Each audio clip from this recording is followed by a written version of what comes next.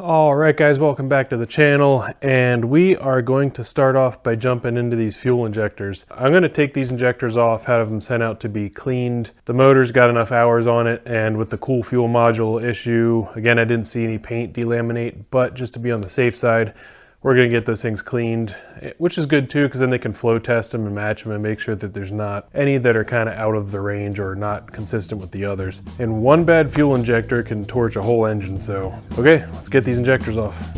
Back in 2017, I began a full restoration of my 96 Bayliner by tearing it apart all the way down to the hull.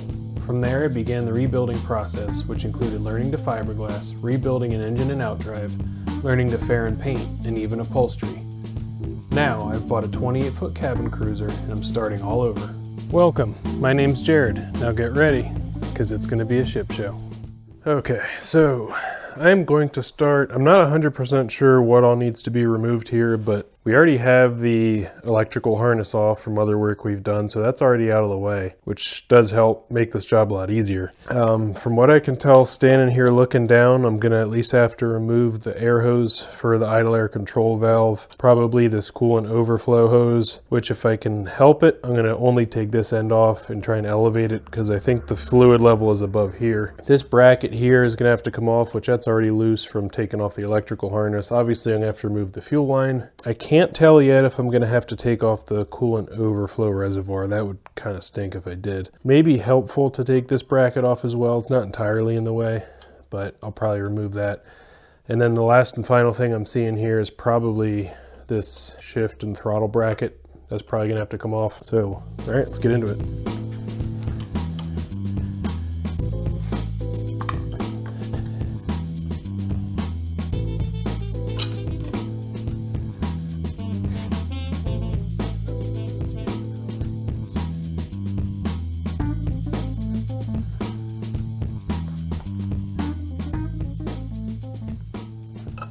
Let's get this throttle bracket removed if I can. I'm sorry, shift bracket, I guess.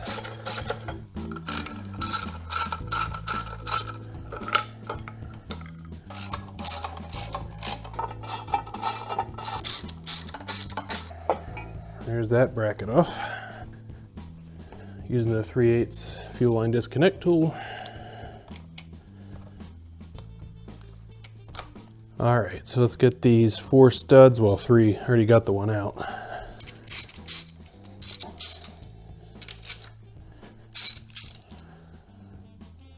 Pretty well looks like the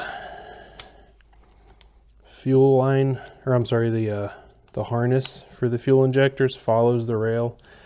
Doesn't appear to be snapped in or kind of routed under anything. So that should all come out with it pretty easily. So I'm just going to start wiggling this thing up. See if I can get these injectors to pop.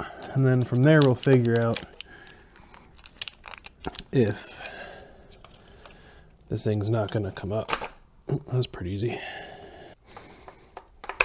Okay, it should squeeze through here hopefully without removing the coolant reservoir. Well, you know what? I might have to loosen the coolant reservoir but not completely remove it. See if that's enough. Yep. All right. So let's go set this on the bench after we drip fuel everywhere. All right, got this thing up on the bench. Let's see if we can't pop these injectors out of this rail. Probably gonna spill a little bit of gas, but tried to get as much out as I could. I think what we're gonna do is pop out these clips first that retain it onto the rail. Kind of seems like maybe a flathead screwdriver is the way to go. That's pretty easy. Just gonna go ahead and get all of them. Okay, that's all the clips. So let's see if we can pop these out of the rail. Shouldn't be too bad. Just kind of work them out. O-ring's probably gonna be stuck in there pretty good. Good Lord. Oh, there's the fuel. Kind of underestimated that one a little bit. Okay. Okay. I did get one of the injectors out. These clips are a little confusing, to be honest with you. From what I can tell, you just kind of pull back on these green things. This one came out the entire way. I don't think it needs to. I think it just needs to go that far. And then you can squeeze the tab on the connector and it comes out the rest of the way. So I'm just gonna go down the line here and pop out these connectors and then we'll get back to you. Okay, well that went relatively smoothly. So at this point, I'm going to get these things boxed up and sent off. I guess we'll touch base on these in the future when I get them back. Beyond that, I think we're just gonna wait on these and we'll move on to the next item. And I'm going to get this cardboard out of here because it smells horrible.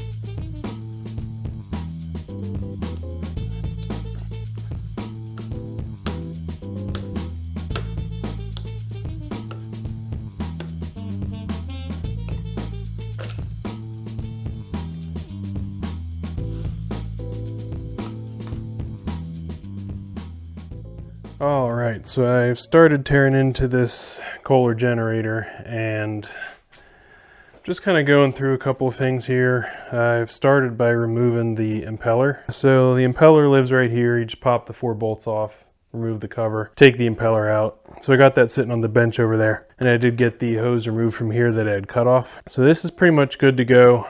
I went around with the vacuum, just kind of gave it a quick cleaning. But let's just start with the basics. So I'm going to come in here and check the oil level, just kind of see what we're dealing with.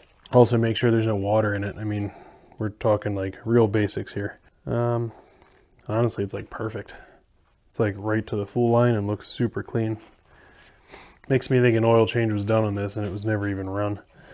Or at least barely any hours. I did check under the radiator cap. There is antifreeze, but we're going to be draining the cooling system anyway because I have to change this pencil anode that lives in the heat exchanger. So I popped off the spark plug wires and I'm going to take out both spark plugs here. All right, well apparently I don't have that size socket. I used to, I don't know what happened to it. So I'm just going to have to find a metric impact socket that'll fit, which appears to be 21 millimeters. I'm just going to take them both out. Looks okay. Decent bit of carbon buildup, but nothing that screams an issue. Let's get this one out. Okay, this one looks good too. Pretty comparable. The other one might have a little bit more buildup, might have been running a little bit richer on that cylinder, but overall not bad. So got the plugs out. It has oil. I mean, there's really nothing else that matters. As far as doing a compression test, I'll just have to grab a battery and try and light this candle. Be right back. Okay, so I got my battery hooked up down here, got the negative lead going to the ground contact here, got a positive lead just kind of hanging out in space here because I'm going to touch this to the starter solenoid, which lives right here, and got the compression gauge in these spark plug holes. So for those of you that watched my video on checking the health of the Mercruiser, same deal, compression gauge hooked up. We're going to spin the motor over a few times while holding the throttle open the whole way. I did disconnect the fuel pump, so I don't think it would kick on anyway because I'm bypassing all the electrical stuff, but just in case, disconnected that, so here we go.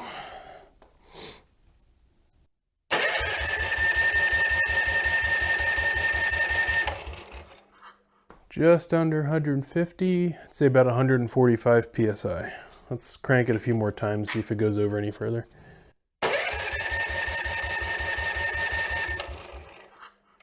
Yeah, just kicked up to like 150, so another 5 PSI. So that's a good sign. Now let's check the other side. Let's bring you over here so you can see the gauge on this one.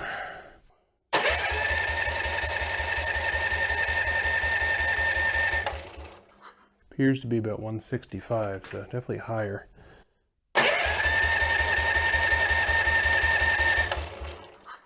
probably around like 12, 13 PSI higher than the other cylinder, which isn't perfect, but still not that bad. I'm okay with that. Now again, this plug came out of that cylinder and it had more carbon buildup on it. So that could be, again, just more carbon buildup in that cylinder because it was running richer. So that could be enough to explain the slight discrepancy, but again, that close in numbers I'm not worried about. So at this point, I'm going to put the new plugs in. Since I have these out, I'm going to remove these wires real quick though before I accidentally short them out and light my garage on fire. Okay, just confirmed in the manual that the spark plug gap is 26 thousandths, 24 to 28 thousandths, so went for 26. So let's get these new plugs threaded in here. The other funny part is my manual actually says remove these with a 5/8 spark plug socket. That is not the correct size. So I'm not sure how they expect you to do that. I don't know if at some point the spark plug numbers changed, but everything matches up with the plugs I'm putting in, the plugs I took out. So who knows? Now that the plugs are in and replaced, we've confirmed the compression is good. I think what I want to do now is get the coolant out of this. So for one, I can replace the zinc anode that lives over here. I'll show you that in a minute. But two, I want to pressure test the cooling system, just like we did on this motor, because this heat exchanger, obviously it's low hours, but still, as old as it is, I want to make sure there's no leaks. So let's get the coolant drained. Well, I didn't come up with any great ideas, so I think making a mess is unfortunately how this is going to have to go. Maybe. I just had a thought. I actually use this. This will almost be perfect. Might be able to divert some of it. Oh, this is probably going to be hilarious.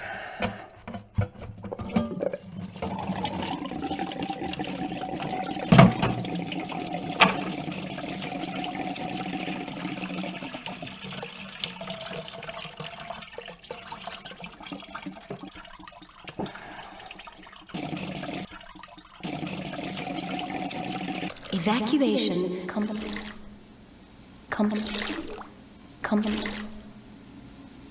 Evacuation complete.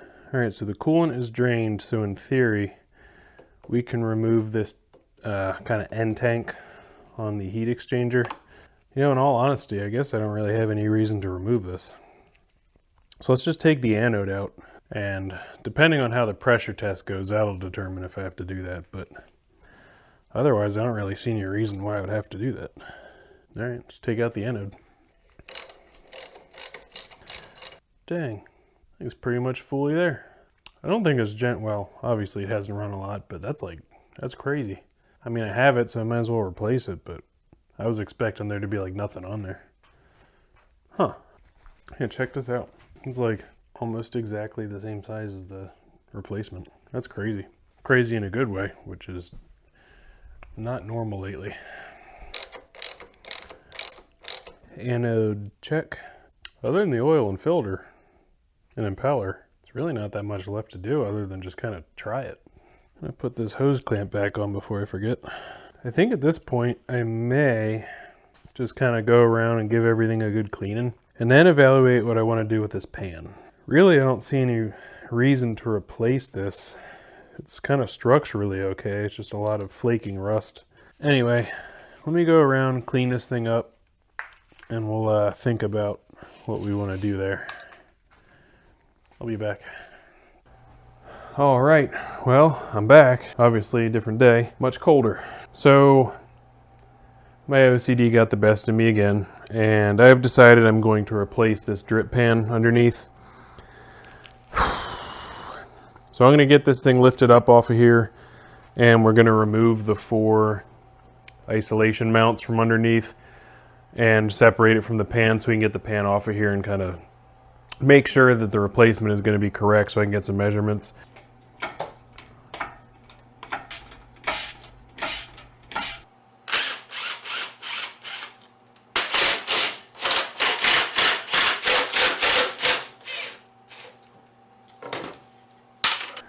All right, well, we got the pan off, and I mean, Nothing shocking here. I already knew it was pretty rough, but I mean, this is kind of what we're talking about here. Just lots of flaking paint because there's corrosion underneath. I mean, over here, there's just big chunks of metal coming off. But I mean, stuff like that, like the entire, yeah, it's terrible. It appears they did use stainless on these metal pieces, which at least they used it there. Not sure why not. Well, I know why they didn't use it here. Money. I guess the dilemma is, do I order a replacement stainless pan that is made to bolt right up to this, already has the studs welded in, all the holes needed, for roughly $250? Or do I take a lot of measurements, try and design my own version of this in CAD, get it laser cut, put in my own hardware to potentially save, I don't know, let's say $100? I don't know. At least I can still keep working on this at this point.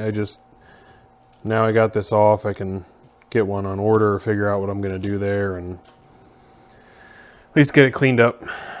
As far as the impeller goes, I didn't put this completely back together yet. I did replace the actual impeller, so the rubber insert is new there.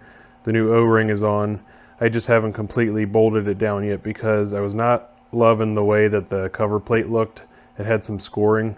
So I actually went ahead and ordered another kit that comes with an impeller and a cover plate. So I can keep the impeller as a spare, and then I'm going to put the new cover plate on here, so I still need to do that. Then I'll get that torqued down, and then that'll just be kind of done, which is nice. And then I did rent, again, the pressure test kit for the cooling system, so we'll get that done. So let me get this cleaned up, and then we'll continue on with the next steps.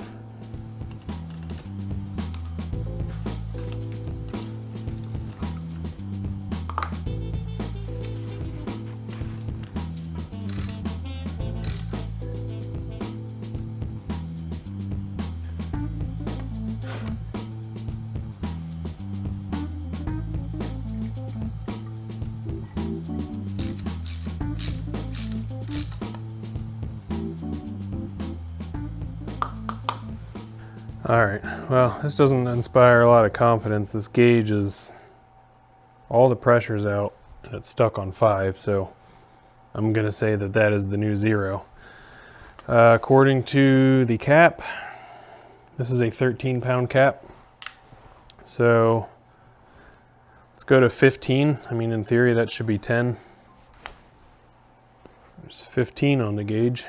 So if that really is 0, let's go like 3 more PSI, and that would be the system pressure. 1, 2, 3. So that's like 18 on the gauge, which if 5 is actually 0, then that should be 13. We're going to say that's close enough. Appears to be holding, which is excellent news.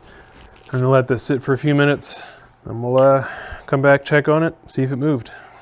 All right. This thing seems to be holding, which is awesome news. So let's relieve the pressure out of this thing, get the test kit off of here, put the cap back on. I can top off the reservoir over here. I can start kind of buttoning this thing back up for the time being. I mean, at this point, pretty much wait on this pan so I can replace it. Kind of mount everything back to the plastic base, and I think we're just about ready to test at that point, so cool.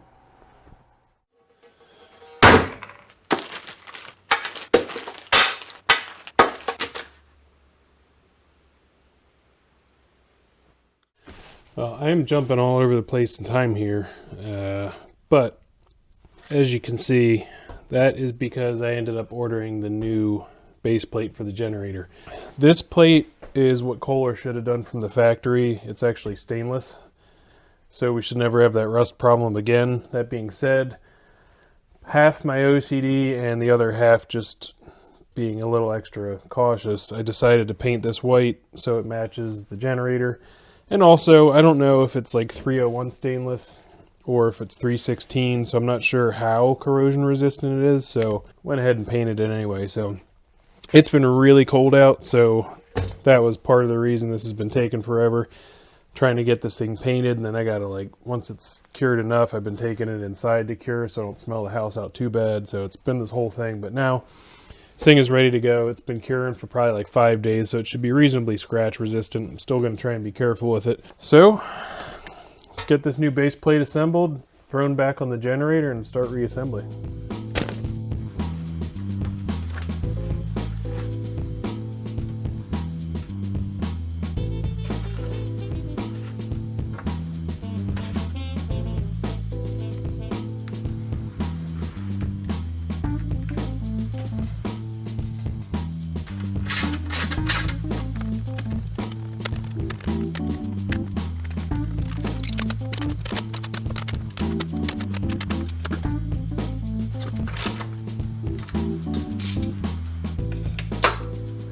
All right, we have not the tools we need. Okay, so we got the new painted base over here. First thing we need to do is get it mounted to the underside of the motor and generator. So it's actually 2 different bolts. There's 2 metric ones and 2 SI or English, whatever you want to call them. The metric goes on the motor side, which makes sense. It's a Kawasaki motor. The 2 other bolts go through this mounting bracket on the generator. So I'm going to throw some blue Loctite on these real quick, and I'm going to install the 2 motor side bolts first, and we'll get the 2 in the generator.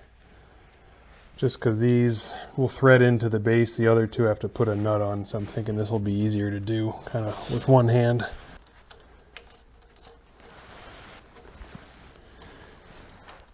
Okay, let me go grab the 2 other bolts and nuts, which are right here. Now these ones have, I don't know if you'll recall from seeing it, but when we took this off, oh shoot, I think that's backwards. Son of a gun. I think these washers go on the other bolts. So I'm going to undo those after I get these installed, and then we'll pop those washers in. So these go through here. Now these ones I'm not going to bother Loctiting because they're nylock nuts.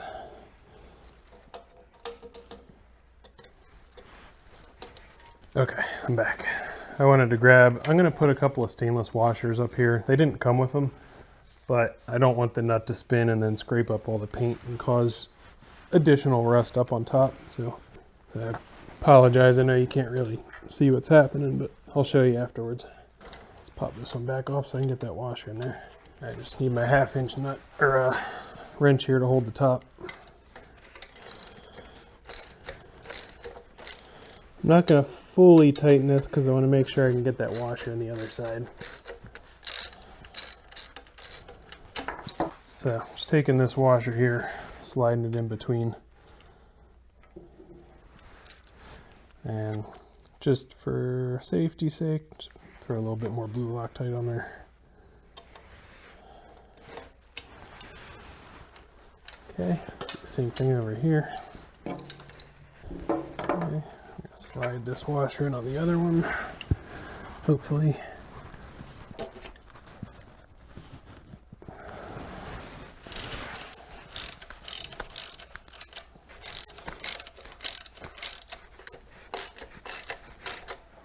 Torque spec's not in the manual, so that can only mean click. All right, that takes care of mounting the new base. So now we need to mount the base to the plastic base, which is for the sound enclosure. So let me go grab that and I'll explain some stuff that I did off camera.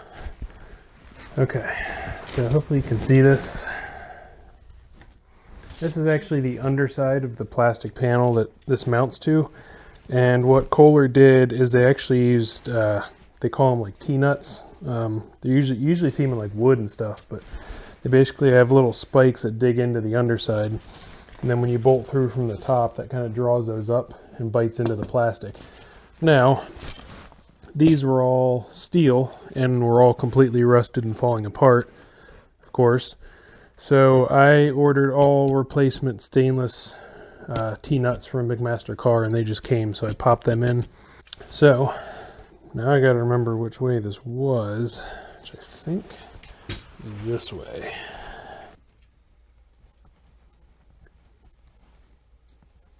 So obviously this isn't lined up, but I have a little bit of the weight taken off with the lift still, so it slides around pretty easily. I'll go get the new hardware. These are 3/8 16 thread pitch by 5/8 long, and some new stainless washers. These I'm not doing Loctite, I'm just doing the aviation gasket because they're not exposed to nearly as much vibration as the motor since it's under the vibration mounts, and that'll help keep some of the water and moisture out of these threads a little bit better, I think, than the thread locker. Help prevent any future corrosion issues. Now, I'm not going to tighten those down until I get the other two in, so I can kind of still shift things around if I need to. I'm going to have to tighten these down pretty good because that'll draw that T-nut up into the plastic a little bit. It probably isn't all the way. Just rinse and repeat. Just a few more components that still need to go back on here. That is the brackets that help hold the sound shield on. So that is going to be these pieces. So I believe 2 go here and 2 go on the back side. So I just need to get those in, but I need to put shorter bolts in here. These are the only ones I had for the time being. Like I said, I just had them in there to keep the T-nuts from falling out. All right, let me zip around and get these installed, and then we'll pick back up from where we are. This is kind of boring. All right, well, I got these bolts in around the perimeter on these brackets, and while I had the camera off, I actually snuck this piece back in. Everything else at this point that has to go on is basically just the external sound shield, which I'm going to leave off because I want to have full access to all this stuff while I do any testing. So for the time being, I'm going to leave that off. I guess I did just realize the cover here has to go back on, but other than that, I'm going to leave off the sound shield. And at this point, I think we're just going to wrap up this episode. I mean, it's been quite a bit that we've covered, and it's getting to be long. So at this point, I'm just going to spend the next few days kind of cleaning up the sound shield because I want to repaint it. It's pretty faded and gross looking. In fact, you can see behind me here, I've already started painting this piece. So that's going to be a decent bit of time, basically just watching paint dry essentially. So again, I'm not going to cover that in this video. Alright guys, that is going to do it for this one. Thanks again for watching. Sorry it's been a while since the last video came out. It's been really cold, so I'm kind of struggling to be able to do some of this stuff, especially anything that needs painted. So hopefully at this point I can kind of speed things up, and I got a surprise for you as to what might be coming in the next video.